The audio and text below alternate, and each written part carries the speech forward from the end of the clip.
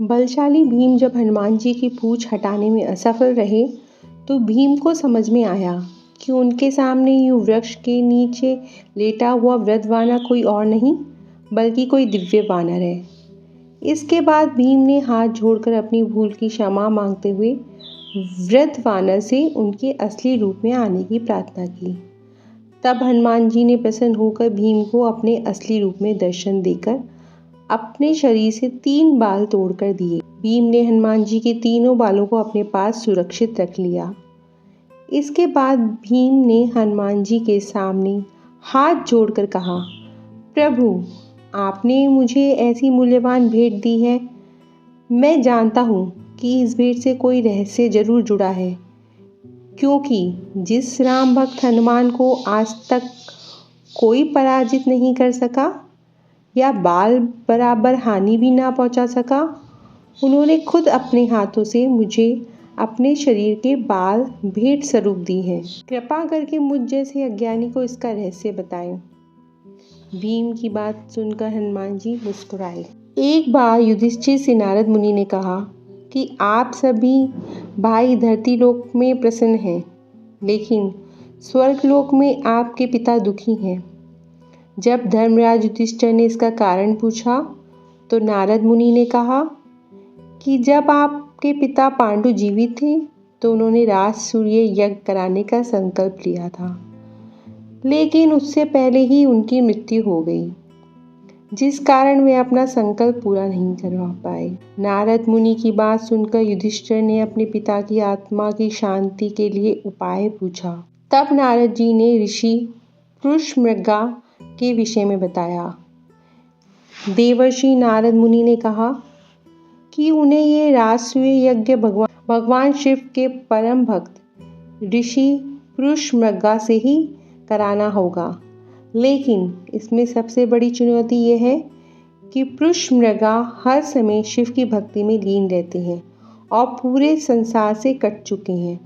उनके पास जब भी कोई जाता है तो वह बहुत तेज भागने लगते हैं, क्योंकि उनके शरीर का ऊपरी हिस्सा मनुष्य का और नीचे का हिस्सा मृग यानी हिरण का है, जिस कारण वह बहुत तेज भागते हैं।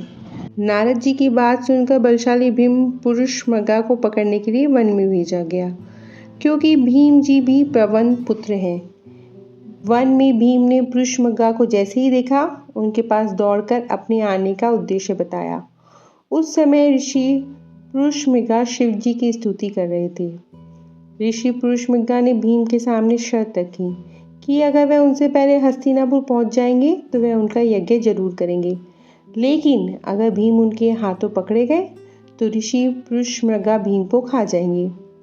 भीम ने खुद पर भरोसा रखते हुए उनकी बात मान ली।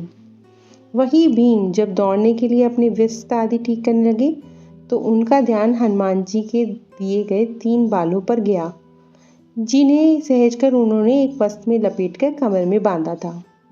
भीम ने तीनों बाल हाथ में लिए और दौड़ना आरंभ किया। ऋषि पुरुषमृगा बहुत तेज दौड़ रहे थे। भीम ने उनकी गति कम करने के लिए हनुमान जी का एक बाल नीचे गिरा दिया।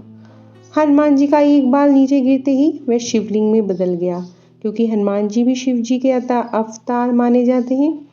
ऋषि शिव भक्त थे, इसलिए कुछ देर रुककर शिवलिंग को प्रणाम करने लगे। इसी तरह एक एक करके भीम ने तीनों बाल गिरा दिए, जो शिवलिंग बनते गए। इस तरह हर बार नमन करते हुए ऋषि पुरुषमृगा की गति धीमी हो गई। इस तरह हनुमान जी के बालों ने भीम की सहायता की। भीम तेज गति से हस्तिनापुर पहुंच तो गए, लेकिन उनका एक पैर महल के बाहर ही रह गया, जबकि पूरा शरीर महल के अंदर था। जबकि ऋषि पुरुषमृगा भी उनके साथ ही पहुंचे। ऋषि ने कहा कि शर्त के अनुसार अब भीम को खा जाएंगे, लेकिन इसका निर्णय सरल नहीं है, क्योंकि भीम का आधा शरीर हस्तिनापुर महल के अंदर था। ऐसे में ऋषि पुरुषमृगा ने श्री कृष्ण और धर्मराज युधिष्ठिर से कहा कि वही निर्णय करें कि क्या होना चाहिए। इस पर श्री कृष्ण ने धर्मराज युधिष्ठिर को निर्णय लेने के लिए कहा। युधिष्ठिर ने विनम्रता से हाथ जोड़कर कहा, हे महान ऋषि, भीम का आधा शरीर महल के अंदर है और आधा बाहर। ऐसे में आप चाहें तो भीम के बाहर निकले शरीर यानी पैर को खा सकते हैं। धर्मराज युधिष्ठिर के निर्णय को सुनकर ऋषि बहुत प्रभावित हुए और उन्होंने भीम को क्षमा करते हुए राजसूय यज्ञ संपन्न कराया। इस तरह हनुमान जी की कृपा से भीम अपने लक्ष्य को पूरा करने में सफल रहे और बजरंगबली ने उनकी रक्षा करी।